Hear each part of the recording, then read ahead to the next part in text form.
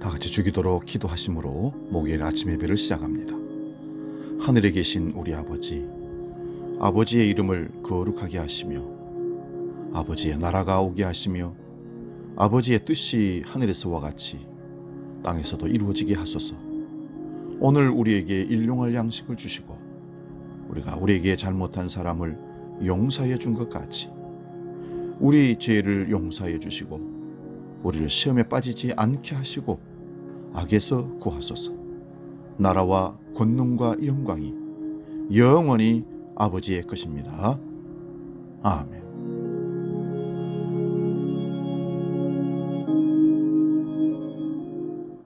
찬송가 430장 주와 같이 길 가는 것 함께 찬송합니다.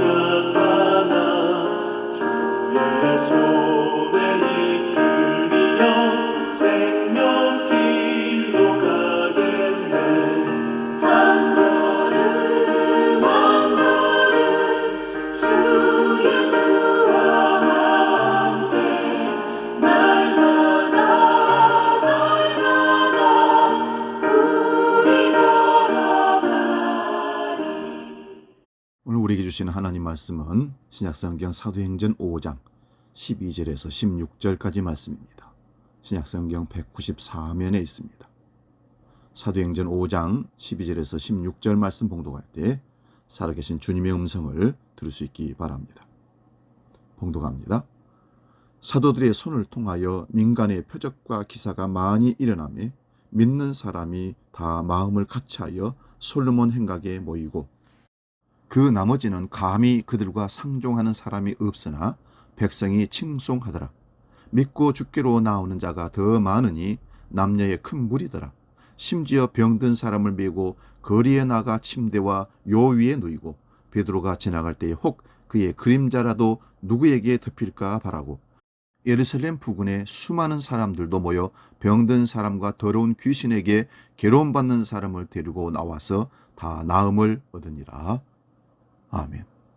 봉독한 말씀으로 감화의 그림자 이런 제목으로 말씀을 상고하며 은혜를 나눕니다. 감화의 그림자. 사람을 마음을 감동을 주는 것을 감화받다, 감동받다 이런 말씀입니다. 오늘 본문을 시작하는 12절에는요. 사도들의 손을 통하여 민간의 표적과 기사가 많이 일어났다라고 표현합니다.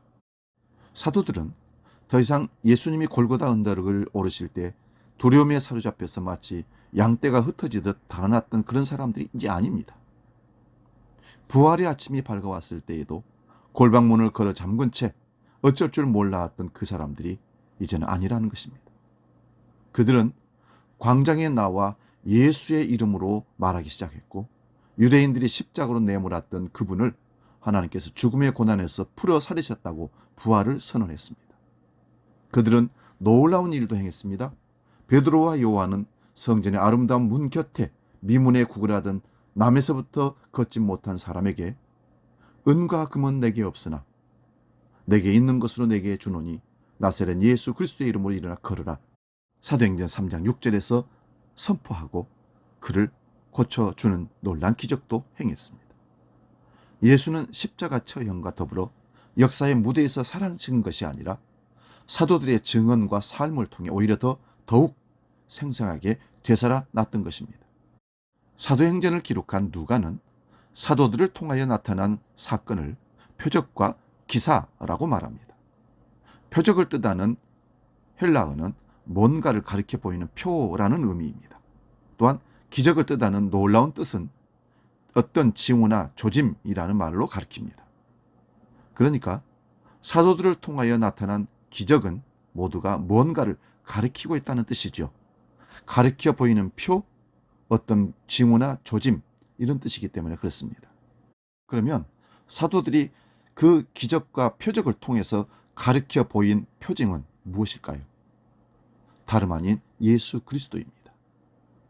옛말을 빌려 말하자면 예수님이 달이라면 기적은 달을 가리키는 손가락이라 말할 수 있습니다.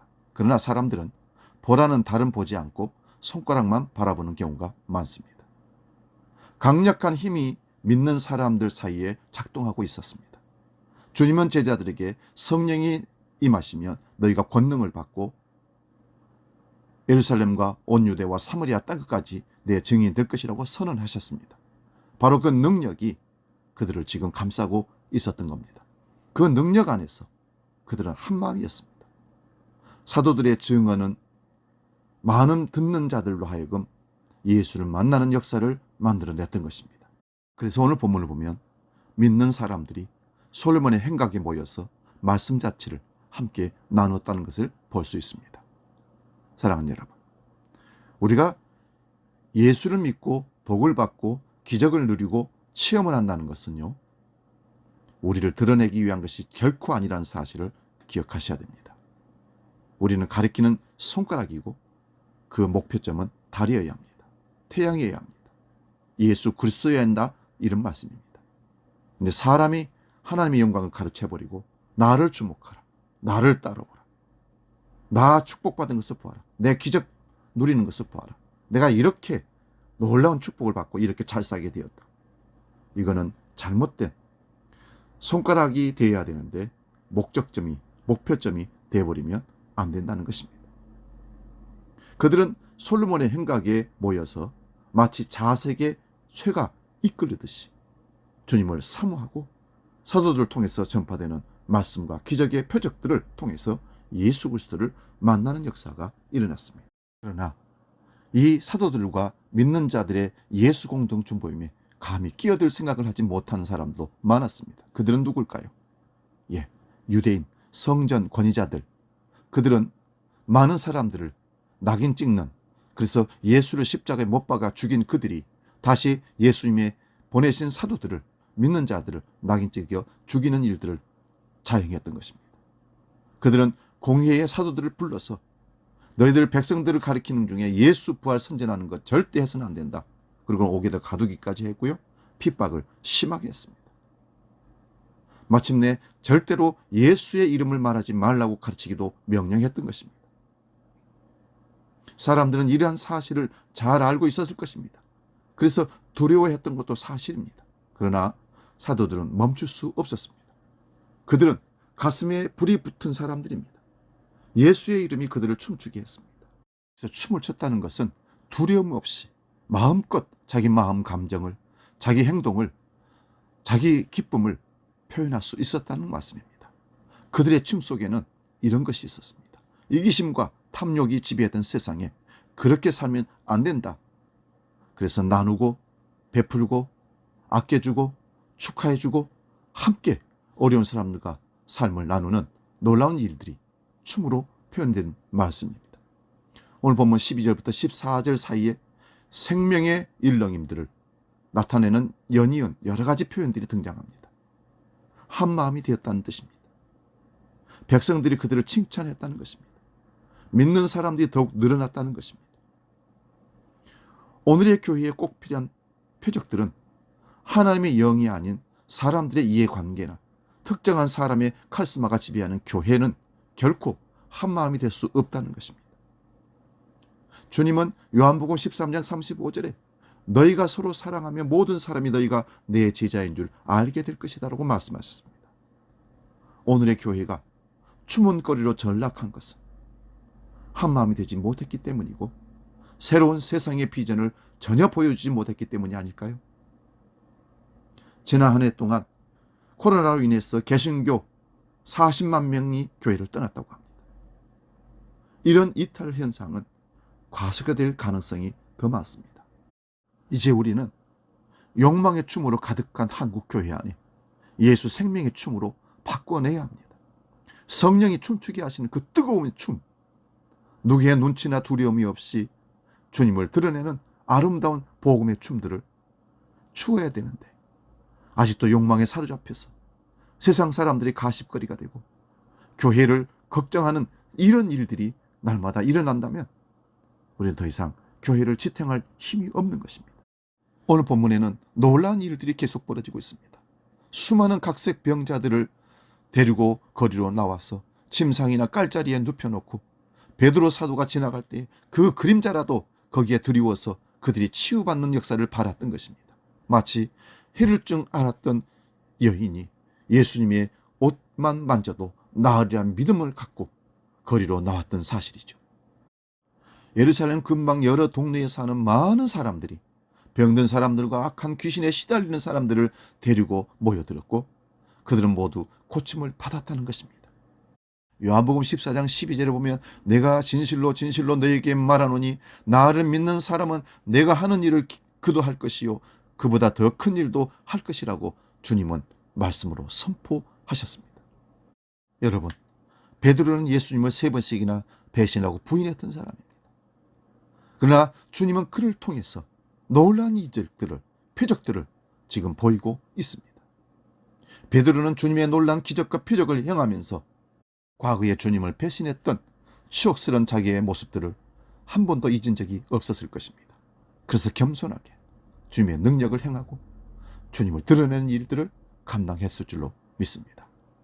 그래서 베드로는 끊임없이 예수의 이름이 욕먹지 않도록 예수의 이름이 드러나서 사람들로 하여금 크게 칭찬을 받고 나를 통하여 예수 그리스도가 재현되기를 그 바라는 마음으로 목숨을 걸고 복음 사역을 감당했을 것입니다. 예수의 이름이 예수 믿는다는 사람들로 인하여 모욕당하는 시대가 지금 우리의 시대가 아닌가. 오늘 우리가 살아가는 이 모습 속에서 과연 예수가 제대로 재현되고 있는가? 아니면 나를 통하여 예수가 욕을 먹고 있는가? 한국교회가 예수를 드러내고 예수의 사랑을 사람들 하여금 느끼고 돌아오도록 만들고 있는가? 아니면 한국교회가 예수의 욕되게 하고 있는가? 우리는 지금 부끄러운 현실 앞에 아무 대답을 할 수가 없습니다.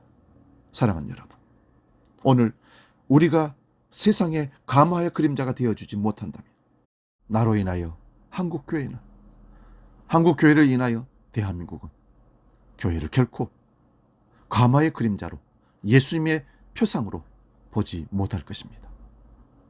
사랑하는 여러분, 어두운 그림자를 치우고 환한 그림자로 바꿔주시는 주님을 만나 나 자신이, 우리 가정이, 교회가, 이 민족이 감화의 그림자로 예수를 나타내는 아름다운 우리의 모습이 될 수 있기를 축원드립니다. 기도하겠습니다. 살아계신 아버지 하나님, 성령 충만을 받고 변화된 사도들은 예수의 기적과 표적을 행하며 예수 그리스도를 드러내는 놀라운 일을 통하여 많은 사람들 하여금 칭찬을 받고 예수 믿는 사람들이 예수 이름 앞에 모여드는 놀라운 역사를 보여주었습니다. 그것을 우리는 감화의 그림자라고 말하고 싶습니다. 오늘 우리가 한국교회의 실상을 바라보면서 감화의 그림자가 되지 못하고 어두운 그림자가 되어 주님을 덮어버리고 주님을 감춰버리는 불상사를 행하고 있지 않는지 회개하며 돌아오는 역사가 있게 해 주시옵소서. 나로부터 그 놀라운 역사가 시작될 수 있도록 성령이여 역사하여 주시옵소서. 이제는 우리 주 예수 그리스도의 은혜와 아버지의 크신 사랑과 성령 하나님의 지키시고 보호하시고 인도하신 크신 역사가 이 땅에 존재하는 나와 한국교회가 과마의 그림자가 되어 예수 그리스도를 드러내는 놀라운 역사를 감당하기를 소원하고 기도하는 모든 믿음의 식구들 머리 위에 지금부터 영원히 함께 하시기를 간절히 축원하옵나이다. 아멘.